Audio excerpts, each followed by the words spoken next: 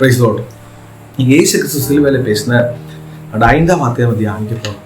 இது என்னன்னு சொன்னா, தாகமாக இருக்கிறேன். யோவான் அதனுடைய 19ஆம் அதிகாரம் அந்த 28ஆம் வசனத்துல வாசி பார்த்தீங்கன்னு சொன்னா, வேத வாக்கியம் நிறைவேற்றக்கத தாகமாக இருக்கிறேன் என்றார். ஏன் இயேசு அப்படி சொன்னான்னு சொன்னா, இயேசு கிறிஸ்து கல்வாசில தொங்கிட்டே இருக்காரு. யோசிச்சு பாருங்க, நம்ம ஒரு மணி நேரம் வெயில இருந்தா நமக்கு எவ்வளவு தாகம் எடுக்குது. இன்னைக்கு அப்ப அவர் எவ்வளவு தாகமா இருக்கும். சரி, இன்னைக்கு நம்முடைய வாழ்க்கையில கூட ஆண்டவர் உங்கள்கிட்ட ஏண்டையும் சில விஷயத்தை எதிர்பார்க்கிறார். என்ன எதிர்பார்க்கிறார் அப்படின்னு சொன்னா, ஆத்தும தாகம். இன்னைக்கு பல நேரம் நம்ம மற்றவங்களுக்காக நம்ம ஜெபம் பண்றதில்ல, ஆண்டோட ஊழியத்தை செய்யறதில்ல. நான் உங்களோட ஒரு விஷயத்த சொல்றேங்க. பிதா தான் சொந்த குமாரனை பூமி அனுப்புனது காரணம் என்ன தெரியுமா?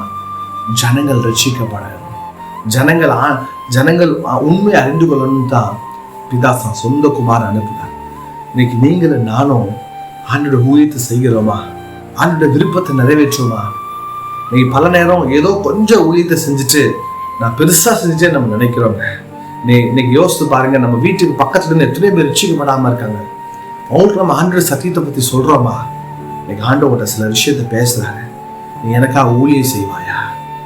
எஸ், என்னுடைய தாகத்தை, என்னுடைய ஆத்தும தாகத்தை நீ தீர்ப்பாயான்னு கத்தர் இந்த நாளை கத்தர் கேட்குறேன். பைபிள நீங்க நிறைய பேர் ஊழியம் செய்யறத ரொம்ப அவமானமா நினைக்கிறாங்க. இல்லைங்க, பைபிள் சொல்லுது, ஒருவன் எனக்கு ஊழியம் செய்தால் பிதாவானவனை கனம் பண்ணுவான். அதே பைபிள வாசிக்கிறோம். ஏசாயா 6:8 வாசிக்கிறோம், யாரை நான் அனுப்புவேன், யார் என் காரியமா போவா? அப்ப நான் இன்னைக்கும் ஆண்டவர் ஆத்துமாக்கள் எதிர்பார்க்கிறார். அதுக்கு நீங்களும் நானும் அர்ப்பணிக்கும் போது நம்மை தேவன் பயன்படுத்துவார். நம்ம ஜெபிக்கலாமா? பரிசுத்த பிதாவே, இன்னைக்கு நம்ம ஜெபம் பண்றோம்ப்பா. ஆண்டவருடைய ஊழியத்தை செய்வதற்கு, ஆண்டவருடைய விருப்பத்தை நிறைவேற்றுவதற்கு நாங்கள் அர்ப்பணிக்கிறோம்ப்பா. பல நேரம் நான் ஊழியத்தை செய்யறதில்ல ஆண்டவரே.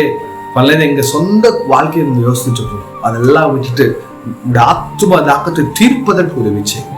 ஆசீர்வாதம் இயேசுவின் நாமத்தில் பிதாவே.